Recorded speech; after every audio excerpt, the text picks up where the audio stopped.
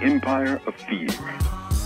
As these words are spoken, reports are emerging of the FBI surveilling the Pittsburgh-based Thomas Merton Center, a pacifist and anti-war group named after the late Trappist monk and writer Thomas Merton. The news of surveillance of the center, discovered after the center's lawyer filed a Freedom of Information Act request, reminded me once again that the more things change, the more they remain the same. Reading from the newly released documents under the heading of anti-terror surveillance, one must be reminded of the efforts of the FBI in the late 60s, where under the ruse of anti-communist peace groups were subjected to relentless surveillance. Indeed, according to Frank Donner's exhaustive The Age of Surveillance, published in 1981 by Random House, the abilities of a single FBI and Washington, D.C. Metropolitan Police informer, one Robert Merritt, showed this tactic's dangerous potential. Merritt spied on at least 28 separate political, social, and radical groups.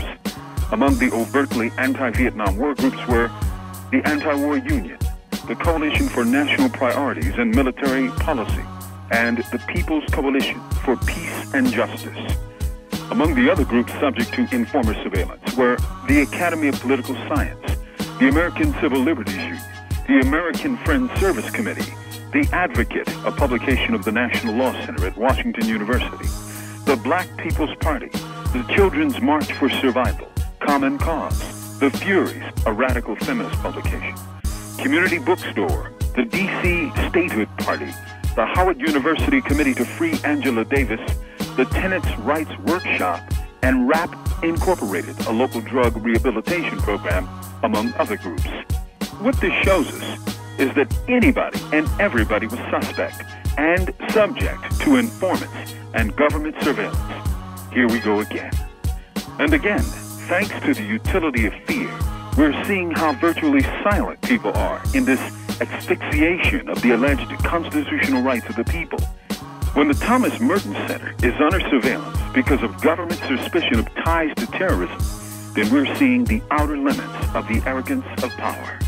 Secret prisons, secret prisoners, gulags of torture and death in the Caribbean, Afghanistan, and Iraq, black sites in Eastern Europe, and silence?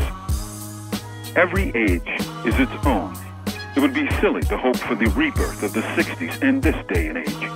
And yet, the time will surely come when children will look to their parents and grandparents and ask, "What did you do, Mommy, when dictatorship came? What did you do when people were thrown into torture chambers? What did you do when people were sent overseas to be tortured? What did you do when the Congress betrayed the Constitution? What did you do? What are you doing?" Fear immobilizes. That is its intent. But hope opens up as spring opens up the earth. Don't recreate the 60s. Make this moment, this day, this era, one of speaking out against the empire. Make it a time for joining together with others who share your fears and your hopes. Make it an age of marching against the madness that assaults our senses.